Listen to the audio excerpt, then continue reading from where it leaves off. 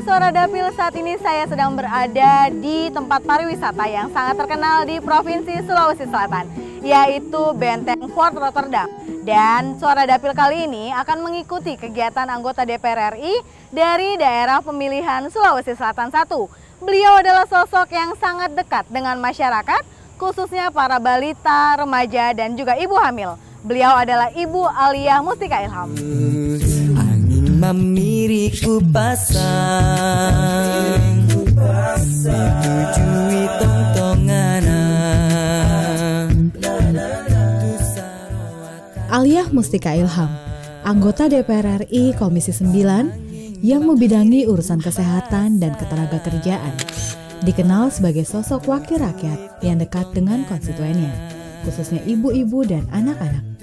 Dalam setiap kunjungan di daerah pemilihan, Ibu Aliyah tidak segan-segan merangkul, bahkan memeluk ibu-ibu, selalu memberikan hadiah kepada konstituennya yang bertanya dan yang berulang tahun. Tentunya ya saya lebih menitik beratkan di kaum perempuan ya, karena memang perempuan butuh perhatian yang sangat besar, baik itu dari segi kesehatannya, baik itu dari segi sosialnya ya, dan saya kira banyak deh untuk khusus perempuan. Nah, untuk itu saya ingin tetap terus mensupport kebutuhan dan keinginan kaum perempuan yang mana yang harus didahulukan ya.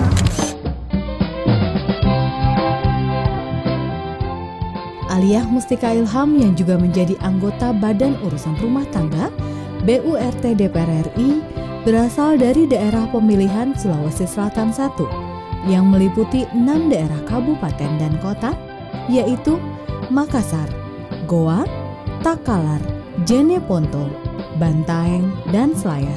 Pada pemilu legislatif 2014, daerah pemilihan Sulawesi Selatan 1 mendapatkan alokasi kursi di DPR RI sebanyak 8 anggota DPR RI, yaitu Andi Ridwan Witiri dari fraksi Partai Demokrasi Indonesia Perjuangan dengan perolehan 41.356 suara, Hamka Bakokadi dari fraksi Partai Golongan Karya dengan perolehan 45.717 suara, Asikin Sultan dari fraksi Partai Gerakan Indonesia Raya dengan perolehan 57.352 suara, Tamsil Lindrung dari fraksi Partai Keadilan Sejahtera dengan perolehan 74.510 suara, Irwan Zulfikar dari fraksi Partai Amanat Nasional, Amir Uskara dari fraksi Partai Persatuan Pembangunan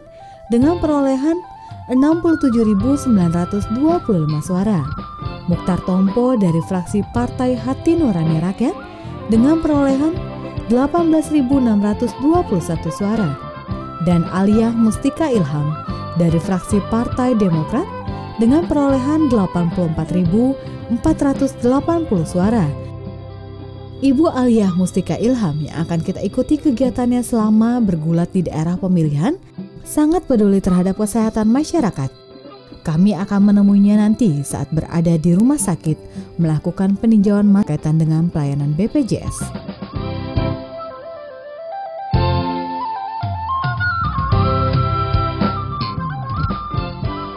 BPJS Kesehatan resmi beroperasi pada 1 Januari 2014, diatur dalam Undang-Undang Nomor 24 Tahun 2011. Seluruh masyarakat Indonesia ditargetkan sudah terlindungi jaminan kesehatan nasional.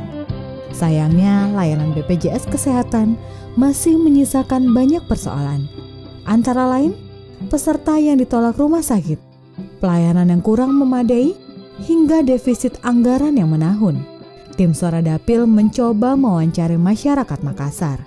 Untuk kantor BPJS sendiri, di sini bagaimana sih bentuk pelayanan yang diberikan?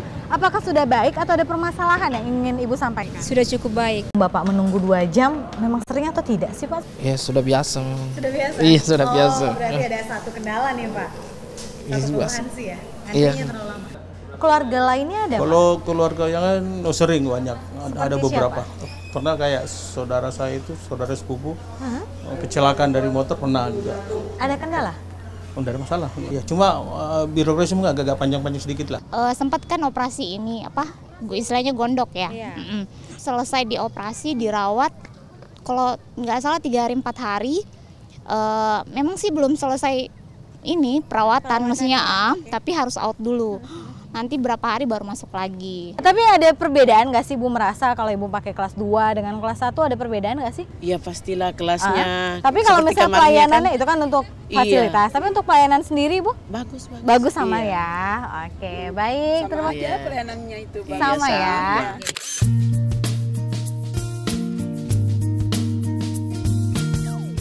Apa dikasih tahu di bawah mana? Selamat sore Ibu. Selamat sore Mbak. Ya, saya Sanika dari tim Suara Dapil. Ini udah kenal Pak Dirutnya? Bapak Dirutnya ya. Oke, baik Ibu, ini kami kan dari TV Parlemen, tim Suara Dapil. Ingin mengikuti kegiatan Ibu selama beberapa hari di Dapil ya Bu ya? Iya, sampai Pak Dirut merasa didadak. Padahal kan memang ini gitu. Itulah kerjanya DPR. Kalau dikasih tahu, berarti kan dipersiapkan. Nanti yang bagus-bagusnya yang diperlihatkan. Saya rencana bersama Pak Dirut mau ke ruangan yang Sisrute, sistem informasi, rujukan dan terintegrasi, ya, masalah BPJS. Ya. Boleh juga sekalian lihat-lihat ya. Boleh, siap. Ayo, siap. Dan inilah inti daripada sistem ini dibentuk. Jadi yang pertama penolakan pasien. Jadi kita mengharapkan tidak ada lagi penolakan langsung. Ini alasannya semua, penolakan pasien, ruang perawatan penuh, khususnya ICU ini yang susah ini ICU. Jadi kemarin saya baru pulang, kemarin ada rapat dengan kementerian terkait pengembangan Mother and Child Center. Karena itu yang biasanya anak-anak. Dan mudah-mudahan insya Allah tahun 2019 kita dapat pembangunan Bu untuk pengembangan itu. Tapi ini kan Sisru itu bukan hanya khusus BPJS saja kan? Tapi tidak, semuanya. Jadi bukan untuk BPJS semuanya. Jadi tidak ada informasi rumah sakit penerima. Dengan adanya Sisru ini, yang paling penting ada informasi awal. Komunikasi awal antar rumah sakit yang merujuk yang dirujuk itu yang paling penting. Utamanya dari daerah. Dari daerah. Nah, dengan adanya informasi ini kita mengharapkan rumah sakit yang dituju itu siap. Ya betul. Jadi jangan nanti sampai di sini orang ditolak, jangan. Nah, kalau misalnya tempatnya kita penuh, kita arahkan rumah sakit yang lain. Kan ini sistemnya online kan? Online ini. Nanti kita lihat nanti di dalam. RSUP Dr. Wahidin Sudirohusodo merupakan salah satu rumah sakit yang menjadi kebanggaan masyarakat Sulawesi Selatan. Selain merupakan rumah sakit tipe A, Rumah Sakit Dr. Wahidin berfungsi sebagai rumah sakit rujukan kawasan Timur Indonesia dan telah menjalankan program Sistem Rujukan Terintegrasi atau Sisrute. Jadi ini di sistem ini, jadi anunya di sana kalau ada pasien masuk, operasionalnya masuk. Jadi itu nantinya kalau ada pasien yang rencana mau masuk, Bu, langsung bunyi ini. Notifikasi bunyi ini. SOP kita itu harus dijawab 5 menit. Itu mau masuk pada saat di enter di sana? Masih dari sana. Jadi sana, masuk, kan? iya, masuk di sana. Jadi belum dirujuk, belum perjalanan. Pasiennya. Masih. Jadi dibawa dari sana, informasi dari sana melalui aplikasi ini. Sesudah itu di sini akan bunyi. Nah, diharapkan semua rumah sakit yang menerima rujukan dalam waktu 5 menit sudah harus direspon. Termasuk juga rumah sakit Wahidin. Karena ini juga kadang-kadang teman-teman ada keterlambatan karena mungkin juga ada alasan begitu banyak pasien.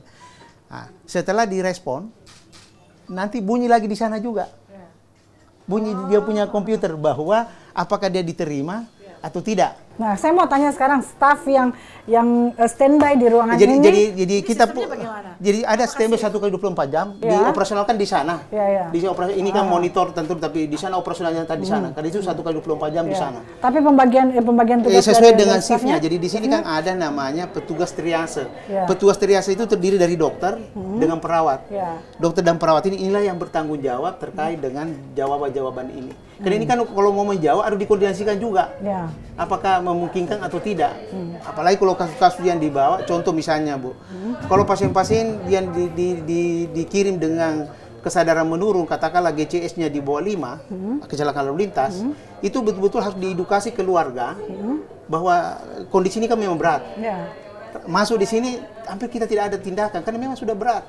Nah, dikasih tahu dulu baik-baik keluarga, apakah tetap dia mau merujuk? Kalau tetap merujuk, silakan. Tapi kalau dia sudah disampaikan bahwa begini kondisi beratnya, dia tidak rujuk, tidak apa-apa juga. Harus dia disampaikan dari awal, karena kita rata-rata dengan kesadaran begitu, Bu, tidak bagus anunya, prognosisnya, ramalan penyakitnya tidak begitu bagus. Begitu juga kasus kita mengharapkan kasus yang masuk dengan level seperti 2 dan 3. Ya. Jangan yang satu hanya flu atau apa, jangan masuk di Wahiding.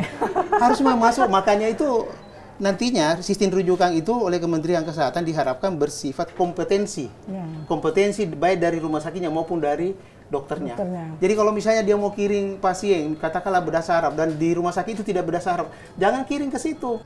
Ini kita lihat, itu ada tanda merah dan ikan bunyi, itu menandakan ada pasien satu yang akan mau dirujuk ke kita. Sekarang ketahuan nggak asalnya dari mana? Kita lihat dari mana ya? Ini dari Rumah Sakit Pangkep ini. Dan kita lihat Rumah Sakit Pangkep memang salah satu rumah sakit yang banyak merujuk. Saya ambil data terakhirnya dulu, berapa sih yang bergabung ke Sisrute ini seluruh Indonesia? 1978. Ini BKMM, ini Keselamatan Mata ini. Ini dari Jambi apa semuanya. Dan kalau kita lihat seluruh Indonesia ini, Bu, bayangkan. Ini masih perlu perjuangan, Bu, karena ini masih banyak merah. Ini kan seluruh Indonesia sudah tersebar ini. Ya. Nah, kalau tapi merah apa itu? Itu aktif sekali. Termasuk kita Wahiding. Ya. Makanya itu di Sulawesi Selatan, Bu, hampir hijau semua ini. Ya. Aktif sekali ini. Nah, ini merah, ini tidak aktif. Ini yang perlu diadvokasi. Makanya ini kita harapkan mereka juga aktif semuanya. Nah, jadi ini memang sebaiknya memang ini kita berkolaborasi dengan BPJS, Bu. Itu kenapa? Ada yang melalui Sisrute, ada yang lain. Sudah berapa lama di sini? Berapa lama?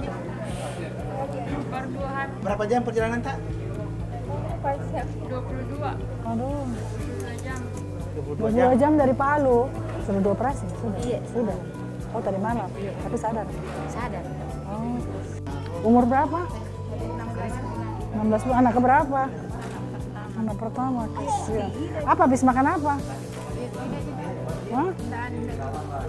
Buang air. Oh, apa makan? Mungkin ada sembarang dikasih makan enggak ya? Enggak. Perempuan laki-laki lucunya. Siapa namanya? Sofia. Nama Alia nih. Ini anak keberapa? Nah, inilah mau jadi keprihatinan kami. Nah, kami akan terus memantau dan memberikan peringatan kepada BPJS karena sebenarnya sih ini ujung-ujungnya kan urusan nyawa, nyawa dan jiwa. Nah, kalau toh memang rumah sakit tersebut tidak bisa melayani, ya kita memang berarti otomatis juga dari pasien tersebut juga harus mencari alternatif rumah sakit lain ya. Timbal balik juga ya. Timbal baliknya ya gitu loh. Ya yang mana diperhatikan dan yang mana memperhatikan gitu loh gitu Mbak. Siap Ibu. Ya. Ibu Alia, setelah ini kita akan kemana lagi nih Ibu? Setelah ini kita jalan-jalan ke salah satu dapil saya lagi di Galesong ya, keterkaitan dengan bantuan yang pernah saya salurkan dengan Kementerian Tenaga Kerja ya, TKM Tenaga Kerja Mandiri.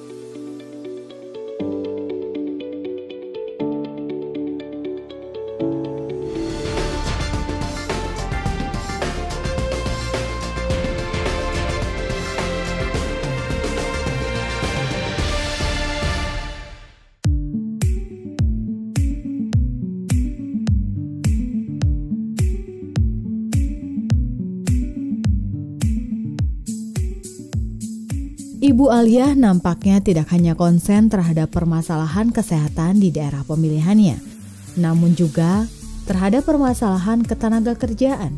Dirinya berusaha untuk mensejahterakan masyarakat di dapilnya tersebut dengan menjalankan program-program pemerintah yang ada. Salah satunya dengan adanya sosialisasi BPJS Ketenagakerjaan yang saat ini ia berikan kepada para pedagang pasar tradisional. Selain mendapatkan pengetahuan tentang program BPJS Ketenagakerjaan, yaitu jaminan kecelakaan dan jaminan kematian, para peserta yang hadir langsung didaftarkan menjadi anggota BPJS Ketenagakerjaan. Syaratnya pun cukup mudah, hanya dengan membawa KTP, para peserta langsung dibayarkan biaya kepesertaannya selama 3 bulan. Bapak Ibu yang hadir di sini secara otomatis mendapatkan kartu BPJS 3 bulan gratis, ya. Tapi selanjutnya dibayar.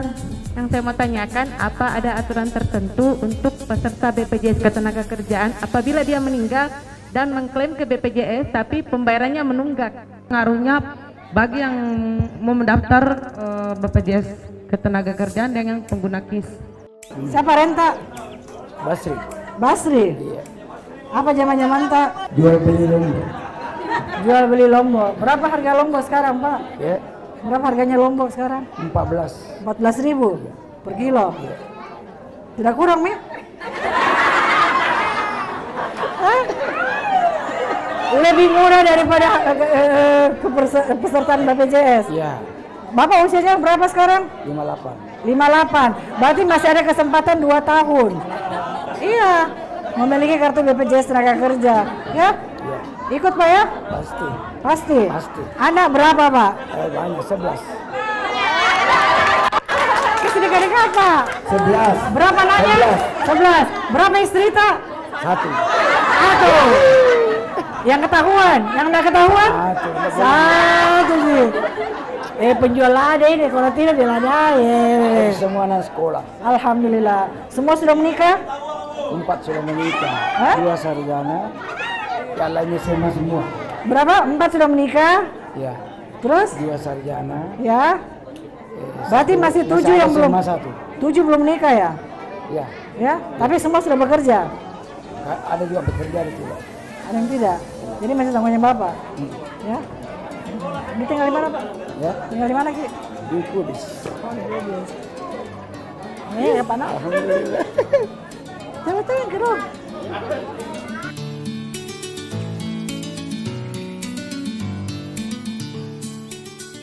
Usai memberikan sosialisasi terkait program BPJS Ketenagakerjaan, Ibu Aliyah kembali memberikan hadiah kepada para peserta yang hadir, terutama ibu hamil dan anak-anak. Tidak ketinggalan, hadiah bagi para peserta yang berulang tahun di bulan tersebut. Terlihat sekali suasana akrab yang dibangun oleh Ibu Aliyah dengan para peserta. Tadi beberapa kegiatan Ibu kan ini memanggil ibu hamil, kemudian juga memanggil ibu-ibu yang membawa balita. Kenapa sih Ibu konsen banget terhadap mereka? Motivasinya apa Ibu sebenarnya? Ya karena kalau untuk khusus ibu hamil, saya menginginkan mereka juga bisa melahirkan nanti generasi-generasi yang sehat. Dan alhamdulillah kami mendapat bantuan dari Kementerian Kesehatan, memberikan mereka bantuan berupa biskuit ibu hamil.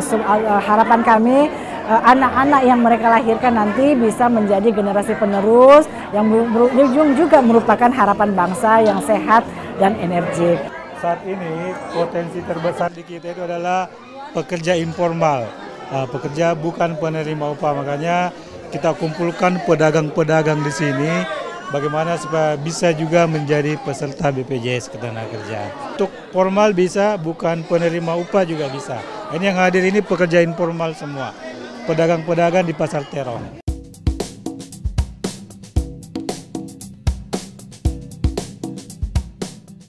Perkembangan teknologi digital membuat masyarakat semakin mudah mengakses berbagai informasi di media sosial. Bahkan, kini sosial media menjadi ajang untuk berjualan, salah satunya produk kecantikan. Padahal, produk kecantikan yang dijual belum terjamin kualitas dan keasliannya. Lebih berbahayanya lagi, kosmetik tersebut mengandung bahan yang berbahaya. Peredaran kosmetik yang dijual secara online maupun dengan mudah didapat di pasaran tidak luput dari perhatian Ibu Aliyah.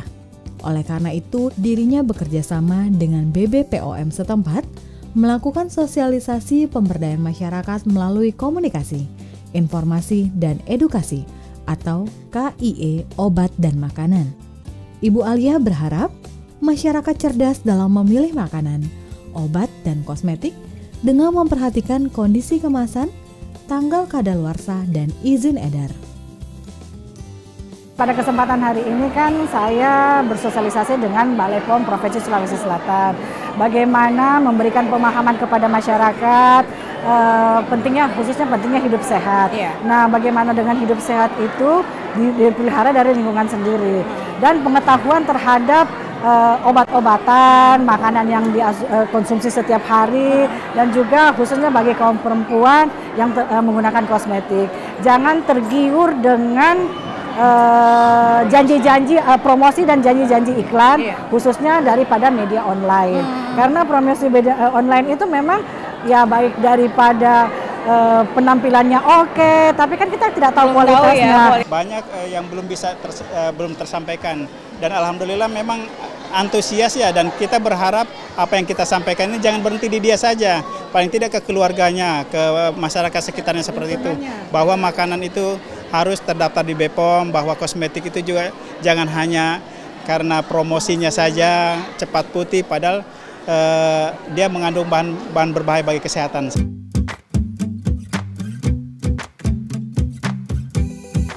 Sesaat lagi kita akan mengikuti kembali kegiatan dari anggota Komisi 9 DPR RI, Ibu Alia. Jangan kemana-mana, tetap di Suara Dapil, Suara Daerah Pemilihan. Nah.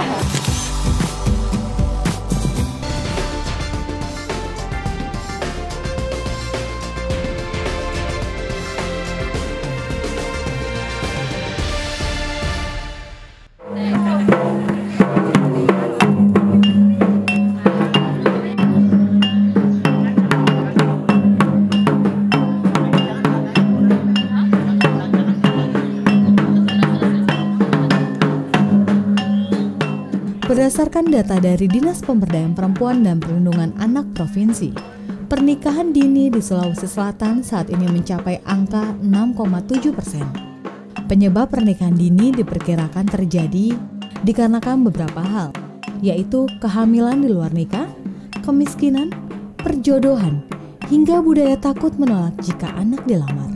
Bekerja sama dengan BKKBN, Ibu Alia mengunjungi SMA Negeri 22 Makassar untuk mensosialisasikan genre atau generasi berencana. Dialog berlangsung meriah dan banyak mengundang tawa. Ketiga orang tadi bertanya bisa ke depan, saya kasih hadiah. Sudah punya pacar kan? Hah? Sudah. Nanti kru TV Parlemen bilang apa itu? Hah? Mencintai dalam diam.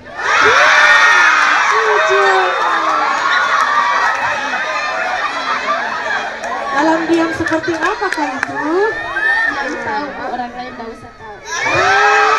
Adakah di sini orangnya? Ada. Satu sekolah kan? Ada. Alumni. Kenapa aku tahu? Itu semangat. Sekarang sudah kuliah. Itu yang dalam diam. Siapa namanya?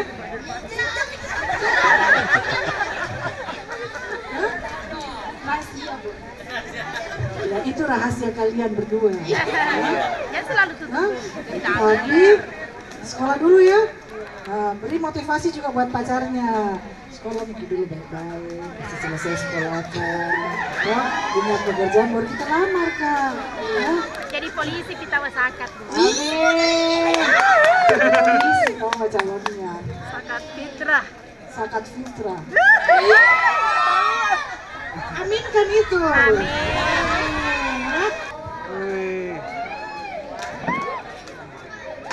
Siapa namanya? Ayu. Ayu sekarang umur berapa Ayu? 17 tahun bulan berapa kemarin? 14 September. 14 September. Sudah punya KTP? Sudah. Alhamdulillah. Anak berapa dia bersaudara? Pertama dari 3 bersaudara.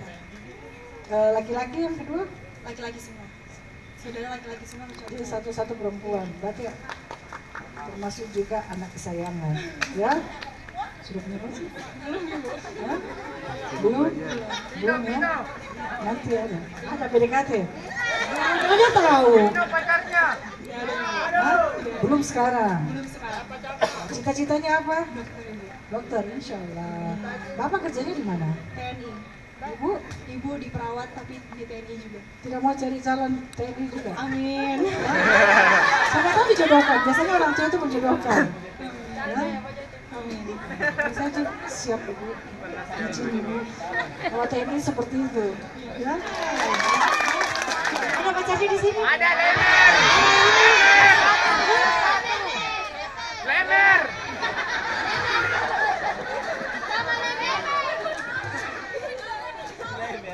Anak berapa dari berapa bersaudara? Anak 2 dari bersaudara. Jadi betul belum punya pacar ini? Hah? Belum? Jadi nanti mau lanjut di mana kuliahnya? Insya Allah di stay ITB. Amin. Ya, selamat ya. Nanti menikah usia berapa? Insya Allah setelah sarjana. Nah, 25 tahun ya minimalnya. Paling tidak sudah dapat pekerjaan. Sudah dapat kerja.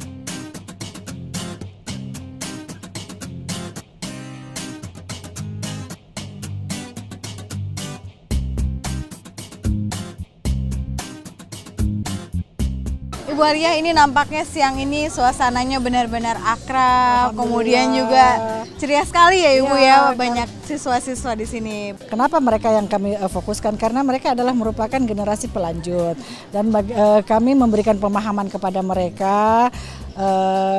Ada 3 hal penting yang harus mereka ketahui sebelum melakukan pernikahan, yaitu jangan melakukan pernikahan dini, yang kedua juga jangan melakukan hubungan seks sebelum nikah, dan juga yang ketiga adalah menjauhi obat-obat terlarang.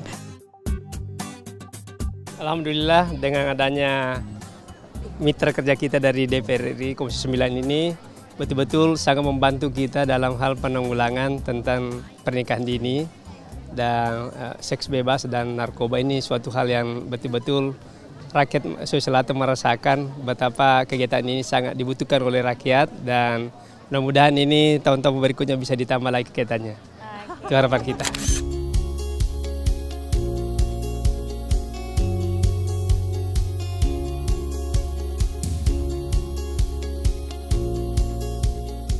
Kita kan saat ini akan ke Pulau Lelai ya Bu ya. Nah, tujuan Ibu ke Pulau Lelai ini apa sih Bu? Ya, ingin menyapa kembali warga yang di kepulauan tersebut. Memang alhamdulillah setiap tahun saya rutin berkunjung dan berkeliling ke selain di dapil kabupaten kota, dan saya keliling di kepulauan ya, dengan memberikan mereka ilmu dalam bentuk sosialisasi. Kalau tahun kemarin saya datang ke Lelai mengadakan bakti sosial berupa sunatan masal. Ya. Dan sebelumnya juga saya mengajak Ustadz Maulana memperingati Hari Maulid. Berarti Ibu setiap tahun ini selalu berkunjung ke sana ya? Iya, alhamdulillah.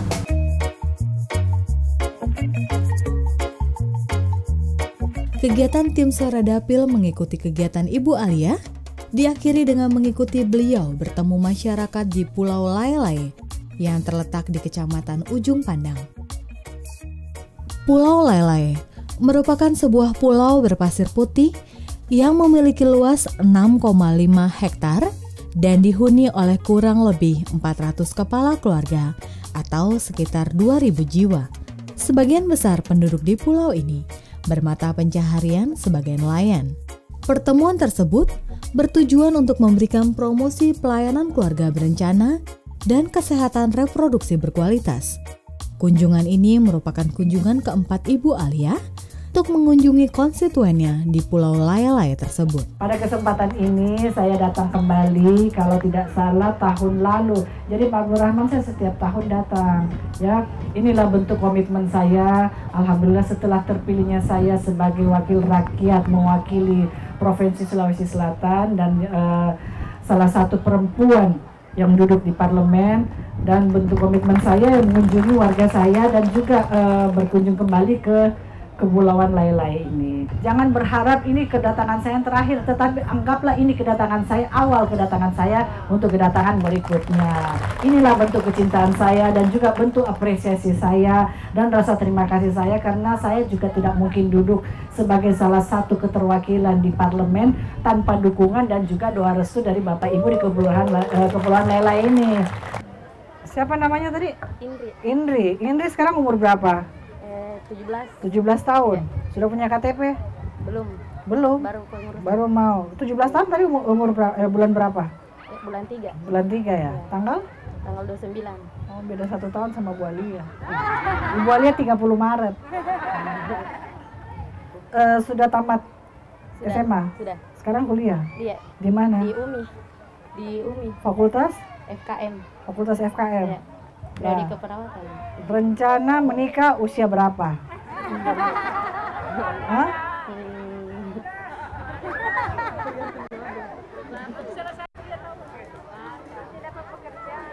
Atau sudah punya pacar kah? Tidak Kak. Kenapa tidak? Belum ya? Iya. Nah maka untuk itu saya titip pesan, selesaikan dulu sekolahnya. Kayaknya tuh dekat banget Ibu dengan masyarakat ya.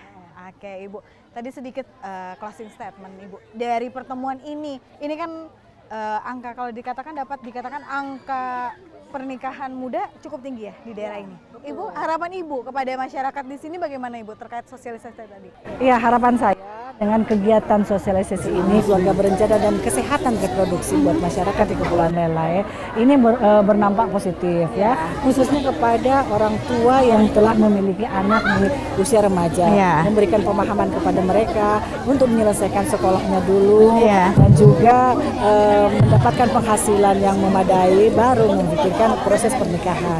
Nanti setelah menikah baru memikirkan proses anaknya. Oke, baik Ibu Alia. Berarti dengan berakhirnya promosi pelayanan KB dan KR berkualitas, maka berakhir pula pertemuan kita dalam episode Suara Dapil dari daerah pemilihan Sulawesi Selatan 1 dengan anggota DPR RI dari fraksi Partai Demokrat, Ibu Alia Mustika Ilham. Terima kasih atas perhatian Anda dan sampai jumpa. Iya. Terima kasih TV Parlemen. Mamiriku pasang ditujui tongtongana tu sarwa tak kalupa